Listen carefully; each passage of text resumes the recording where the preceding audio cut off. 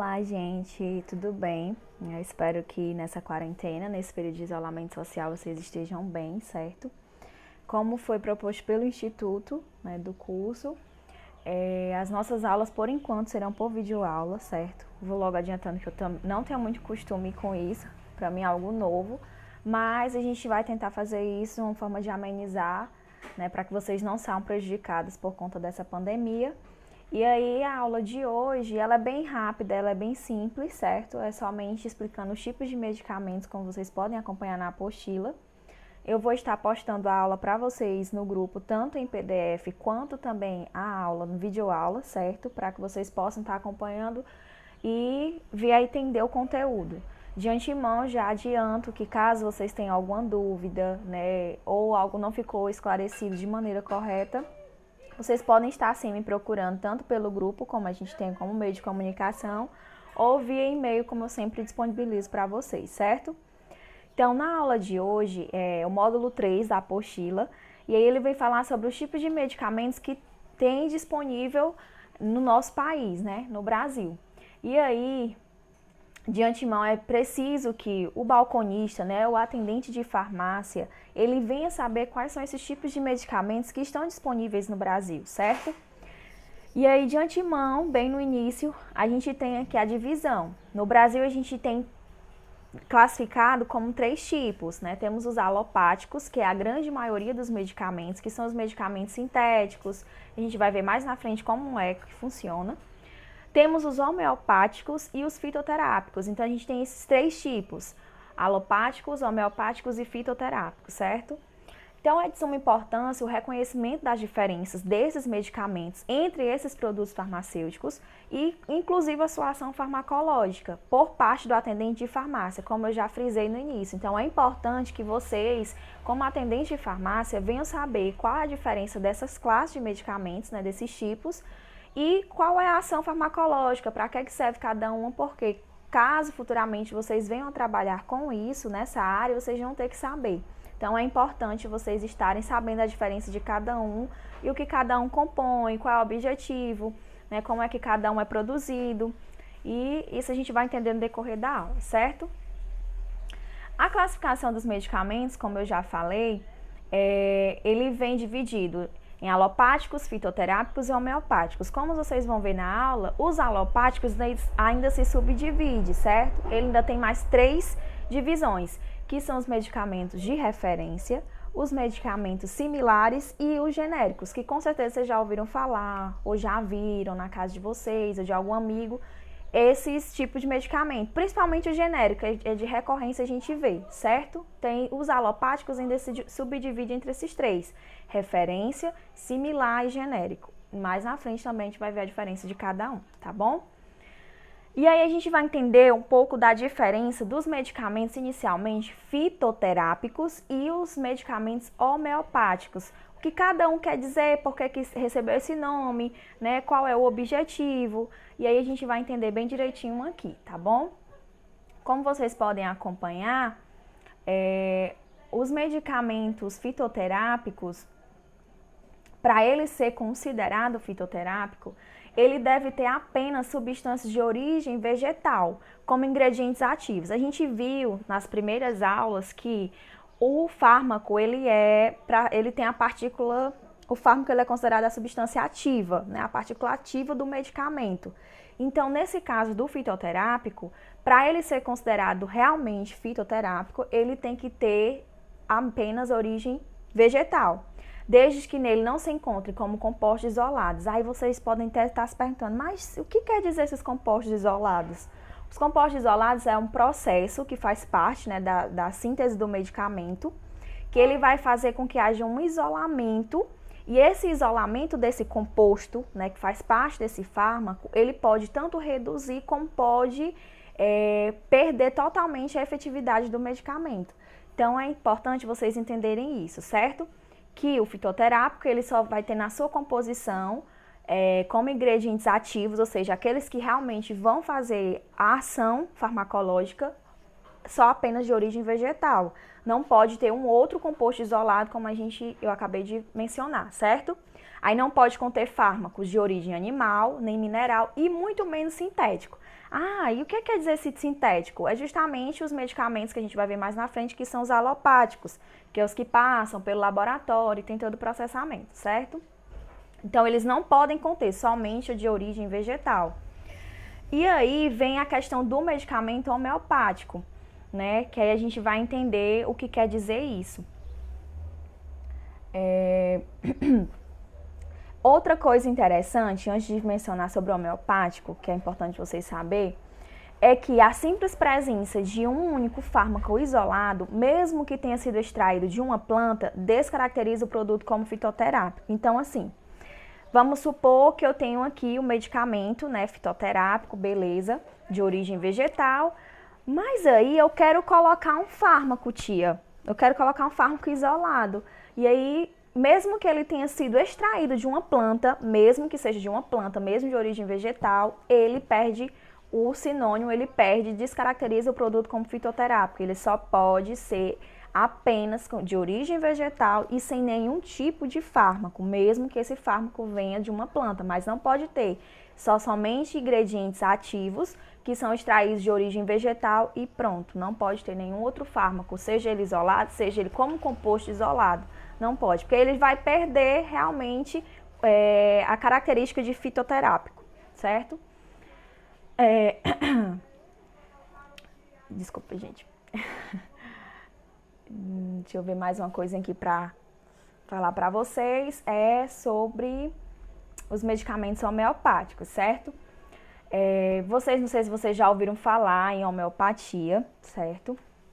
Os princípios da homeopatia surgiu com um médico alemão, Samuel, e ele viveu entre mais ou menos 1755 e 1843, e aí ele começou a desacreditar das práticas médicas da época dele, e aí ele introduziu essa homeopatia, né?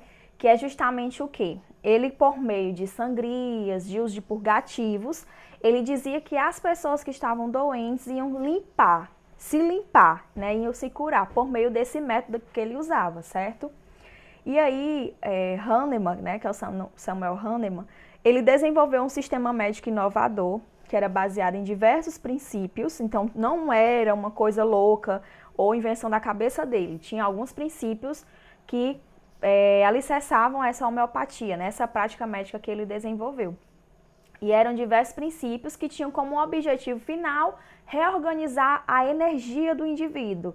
Então, essa prática ela é muito, por exemplo, a questão da acupuntura, que vocês já ouviram falar, são práticas que são consideradas práticas integrativas medicinais, que vem, por exemplo, aí do pessoal da China, né? Esse pessoal que trabalha com isso, com a questão da energia do corpo, do indivíduo e como isso vai atuar. Então, Hahnemann, ele desenvolveu esse sistema, né, da homeopatia. E aí ele ficou conhecido justamente por isso. Teve toda uma filosofia que foi escrita no Organon, que era tipo como fosse um documento.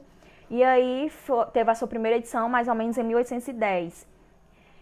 E é importante a gente entender isso para entender por que surgiram esses medicamentos homeopáticos, por que existe, porque realmente existe a portaria, né, que defende isso, certo?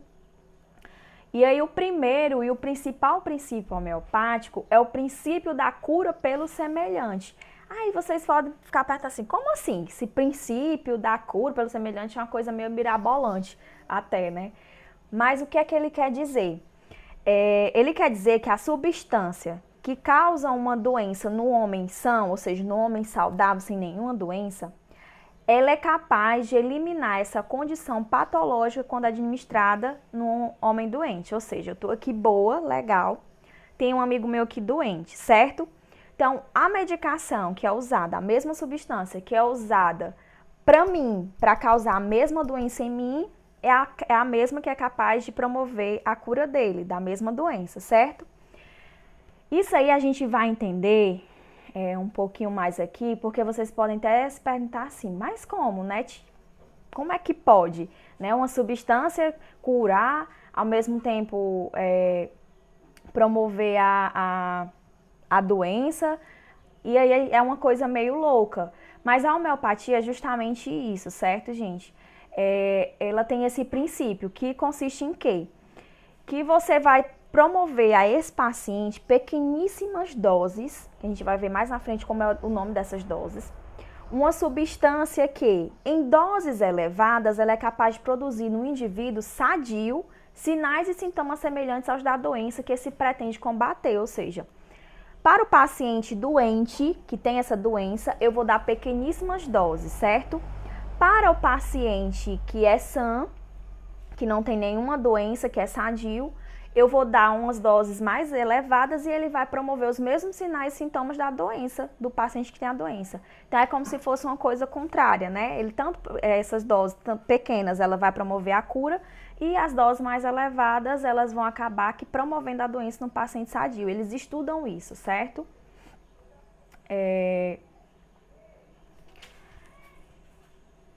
Voltando aqui, discutindo mais um pouco sobre esse medicamento homeopático. Como eu falei dessas doses pequeníssimas, são as doses infinitesimais, como eles consideram. São doses muito, muito pequenas, né? Diferente dos medicamentos que são produzidos, sintéticos e tudo mais, que tem umas doses mais elevadas. A homeopatia, ela defende esse princípio de doses infinitesimais, que são doses bem pequenas mesmo, certo? E aí, às vezes a gente pode até se perguntar assim, mas por que uma substância que causa uma doença não vai agravar o estado de saúde do doente e ainda por cima vai conseguir trazer a cura para esse mal, né? Ou seja, é uma doença que não vai agravar o estado de saúde, né? Mas vai conseguir trazer a cura. É uma coisa meio doida, né? Mas é justamente por isso. Surge desse princípio das doses infinitesimais, que são doses muito pequenas. E aí, todo medicamento homeopático, ele deve ser produzido obedecendo às regras, né, da edição em vigor, que é a Farmacopeia Homeopática Brasileira. Então, eles têm, sim, algo que embasa, algo que defende, que vai preconizar que o produto final, ele seja um medicamento dinamizado. Ou seja, né, a gente vai entender mais na frente também o que é essa dinamização. Devido a essas doses infinitesimais, diversas diluições vão ter que ocorrer. Então, quando for na produção desse medicamento, por conta dessas doses pequeninas, né, essas doses pequenas, eu vou ter que começar a fazer muitas diluições para realmente esse medicamento ele ficar dinamizado, certo? E aí tudo começa com a matéria-prima, que essa matéria-prima da homeopatia, né, do medicamento homeopático, ela pode ser de origem vegetal, animal ou mineral. Não é como o fitoterápico, que é só origem vegetal, certo? O medicamento ele deve conter quantidades muito pequenas da droga inicial, certa? Ou seja, doses infinitesimais. E essas diversas diluições vão ter que ocorrer. E aí, na homeopatia, do medicamento homeopático, existem 3 escalas de diluições, que é a escala decimal, a escala centesimal e a 50 milesimal. Só a critério mesmo de conhecimento de vocês, certo? O medicamento ele vai ser diluído como? Essas escalas justamente para diluir. Eu tenho uma parte do soluto, certo? E vou diluir para 9 partes de solvente. O soluto é como se fosse realmente o fármaco, né, o sólido, e o solvente, que é o que eu vou ajudar a diluir esse medicamento. Então, vai ser uma parte de soluto mais 9 partes de solvente, que aí no total vai formar essas 10 partes. Isso na escala de 1 para 10, né, na escala decimal. Então, a gente percebe que realmente é muito pouco, é uma dose muito pequena mesmo, né, de medicamento soluto, que é a parte ativa, que eles chamam, e a parte solvente, que é a parte inerte, que é o que vai ajudar a diluir esse medicamento, é bem mais, justamente para obedecer essa dinamização. Né? Então, e para cada diluição que esse medicamento for ser feito, que ele for ser processado, ele tem que ser dinamizado, ou seja, é como se fosse reduzindo ainda mais, certo? E aí vem o que é essa dinamização? A dinamização é um processo que consiste em triturações sucessivas, né? Se for um comprimido, se for algo sólido, ou se for alguma coisa de origem vegetal, animal, enfim, que é sólido, eu vou ter que triturar ele muitas vezes, né? Triturar. E se for se for uma substância líquida, né, que eu for colocar como princípio ativo, vão ter que ser sucções, ou seja, são agitações sucessivas, certo? Vigorosas, contínuas e ritmadas. Então, eles vão ter que diluir esse medicamento de forma contínua, certo? Com várias sucções, né, várias agitações, justamente para que esse medicamento ele venha ficar mais diluído possível em doses pequenas, certo?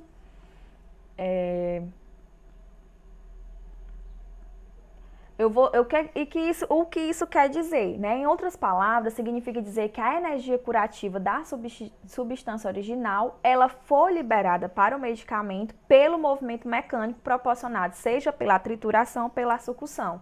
Ou seja, a substância ela vai ser original, ela vai ser liberada para o medicamento no produto final, né? Quando a gente sabe que o medicamento é o produto final, por meio desse processamento da dinamização. Ou foi pela trituração ou foi pela sucção, né? Como medicamento homeopático, né, segundo a própria homeopatia, para iniciar o seu efeito nos casos de maior urgência, em que perigo de vida e morte iminente não dão tempo para a ação de um medicamento homeopático, outras estratégias terapêuticas devem ser utilizadas. Então, assim, vocês podem pensar assim, ai tia, e vai que demora, né? Se essa homeopatia são doses muito pequenas, a pessoa está sentindo algo muito grave e tem que ser curada logo. Eu vou usar mesmo assim? Aí tem que ser conversado, é claro. Você, como eles dizem, o organon, né, que é como fosse tipo um livro, né, uma base teórica que tem sobre a homeopatia, sobre essas práticas. Ele defende o quê? Que se for um problema muito urgente, que está pondo em risco a vida do paciente, vocês vão ter que, no caso médico, né, ele vai ter que rever as estratégias terapêuticas, em que pode estar incluindo outras, né, caso seja algo de muita urgência ou emergência, tá? No Brasil, a homeopatia começou mais ou menos nos anos de 1840, então há muito tempo. De lá para cá tem muitas discussões, né, porque às vezes a gente diz, e aí? Eu vou usar ou não vou usar, né? Então tem muitas discussões entre os cursos da área da saúde para saber se realmente é uma medida correta, né? Assim como tem estudos sobre o medicamento sintético, o medicamento alopático, também tem sobre a homeopatia, certo? E aí surge uma pergunta, ela funciona ou não funciona? No momento, não há uma evidência científica comprovando realmente que ela funciona, que ela seja eficaz, assim como também não tem uma prova cabal, uma prova realmente que diga que ela não funciona. Então, fica muito a critério do médico, fica muito a critério do paciente, certo? Então, mas aí mesmo assim a gente tem que saber, o balconista ou enfim, quem seja da área da saúde tem que entender o que é a homeopatia, o que esse medicamento homeopático tem, como ele é processado, como ele é feito, certo? Porque é regularizado pela Anvisa, né, a Agência Nacional de Vigilância Sanitária, para comercialização. Então, ele tem sim para ser comercializado, então a gente tem que entender. Se funciona ou não, não há uma evidência científica comprovando nem que sim, nem que não totalmente, tá bom? Então, a gente já viu os medicamentos fitoterápicos, a gente já viu os medicamentos homeopáticos, né, como é que são processados. E aí, uma coisa que, para finalizar esse conteúdo, que a gente tem que entender, que deve ser esclarecida em relação a esses medicamentos. Porque a gente fica pensando, é um medicamento fitoterápico, é só planta, é um medicamento homeopático, não vai fazer mal. Então, a gente pode usar quantas doses a gente quiser, a gente pode usar de maneira irregular. Não. Tem que sim ser preconizada a segurança do paciente, tá certo? O que muita gente escuta ou que muita gente fala é que eles são isentos de risco. Não tem nenhum risco, pode usar. Jamais, certo? Há possibilidade de ocorrer efeitos adversos, intoxicações ou até mesmo uma superdosagem que venha trazer até o óbito para o paciente, pode ocorrer sim. Afinal, é um medicamento que é processado, certo? Também, por mais que seja de origem vegetal, por mais que seja de origem animal, mineral, enfim, ele é processado, ele tem dosagens, então ele traz risco sim, efeitos colaterais para um paciente, ou efeitos adversos. Então, qualquer medicamento, quer seja ele de qualquer origem, ele traz riscos inerentes para o paciente ao seu uso. Então, a gente tem que entender, né, no caso, quem prescreve, no caso do médico, tem que ter muito cuidado. A gente não tem que menosprezar porque é de uma origem fitoterápica ou de uma origem homeopática que eu vou abusar disso, tá certo?